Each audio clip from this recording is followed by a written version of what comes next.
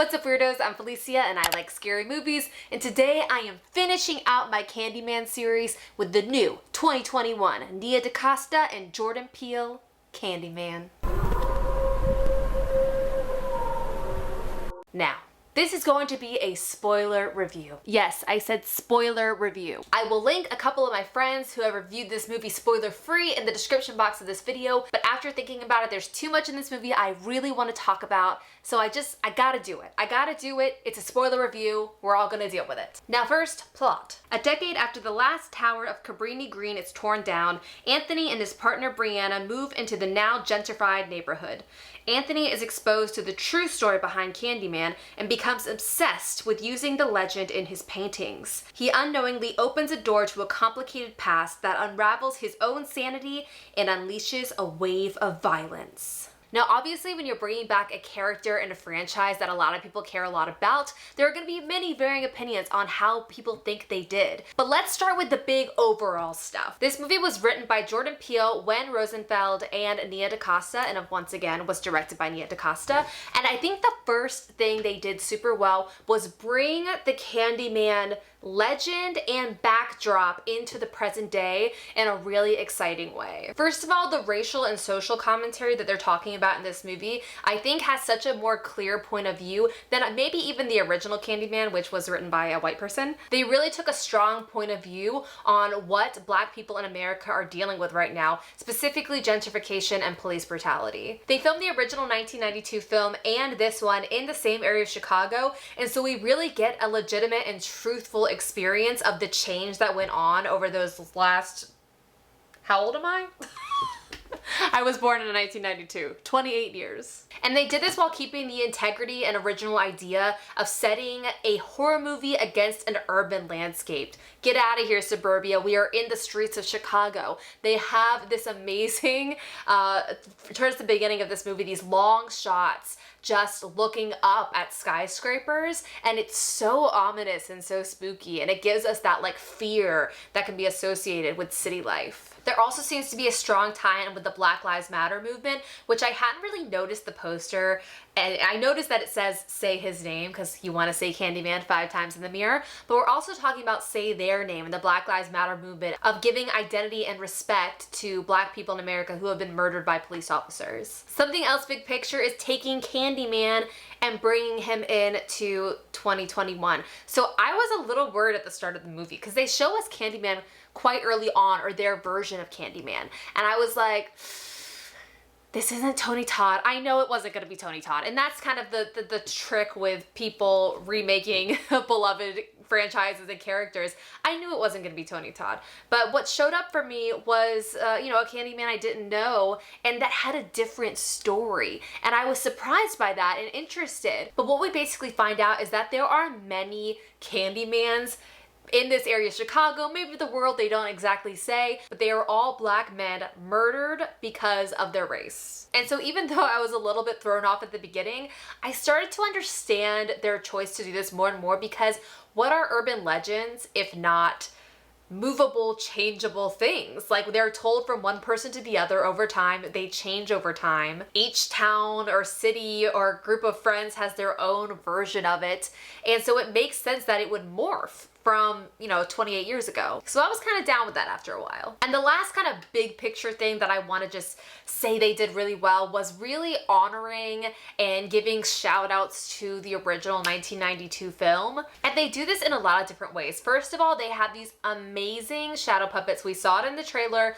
It blew my mind in theaters too, of the storytelling technique of the past legends through these shadow puppets. And you can see the hands controlling them. It's just so beautiful. So we have that, but then we also have individual moments, sequences in the film that are inspired by the original. An example of this is the first kill of the movie is very much a mirror image of the first kill in the first movie. The two victims are in the same exact sexual position. They're, about to have sex.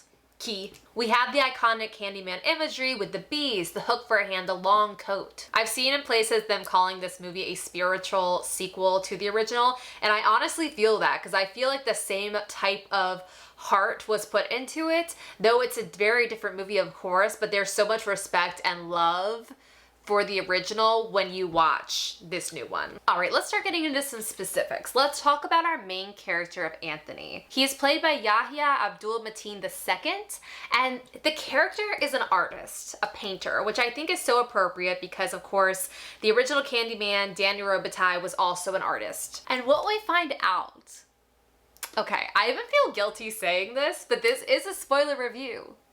You have been warned. I feel guilty saying this on the internet. But it's my little corner of the internet, so I guess I'm gonna do it. So what we find out is Anthony, dun dun dun, is actually the baby that is stolen and saved in the first film. And they gave us little hints, like maybe halfway through the film, that I was kind of like, ooh. Like I even wrote down in my little notebook, I was like, is he the baby? And he was. And we even get an amazing cameo by Vanessa Williams, who plays Anne-Marie in the first movie and in this one. And I mean, I think people already talked about this, but she looks amazing. Like, I'm just like, how do you look exactly the same age? I dare you. Don't say that. It's very impressive. But we definitely have some parallels between the character of Anthony and Helen from the original. They both become interested in Candyman to the point of like almost obsession. They're both using it for their work. With Helen, it's her thesis. With Anthony, it's his art. And so both of them like are doing this thing where they're kind of using Candyman for their own gain, which I hadn't really thought about before now. And when they call upon him, here Candyman comes. And then throughout the movie, we have Anthony's character not only start to feel like he's going insane, he's got this bee bite that is like spreading across his whole body. And by the end of the movie, with a little help from his friends, if you will, not really friend, I don't know, becomes the Candyman, becomes the next Candyman. And it is so... it's so epic. And the special effects makeup on him, like it makes like half his body look like a beehive. Like there is just some really cool stuff going on there. And then they kind of bring home that point of view at the ending when he's becoming Candyman, when the police, you know, burst into this room and shoot him before asking any questions. Oh, and God, there's this moment right before that where like Brianna is holding him and she hears the sirens. It's just like, oh my God, it's like too real. But she hears the sirens and she's like, someone's coming, they'll help you get to a hospital. And then of course the police bust in and just shoot him like on sight. It is horrifying, but I do think it really drove home the point of view of the filmmakers and really kept in line with the franchise. But overall, I think Yahya is amazing in this from start to finish. Like that's one thing in this movie that I thought was really, really solid, was the acting. Other standout performances for me were Tiona Paris, who plays Brianna, Nathan Stewart Jarrett, who plays Brianna's younger brother, and also Coleman Domingo, who plays this character William Burke, who is an older character that gives Anthony a lot of the information about the lore of Candyman because he was around last time Candyman paid a visit. Ooh, something else I just started thinking about, going back to the idea of say his name, something that we learned in the first movie is that because Helen is trying to basically prove the non-existence of Candyman, and she thinks people are just using it as a way to explain away the violence in their area. For Candyman, he needs people to believe in him to exist. We even have Anne-Marie saying in this 2021 movie that the entire Cabrini Green decided to never say his name again so that he would never come back. And once again, that is paralleling this say their names, Black Lives Matter movement, the idea that giving a name to someone or something gives it power.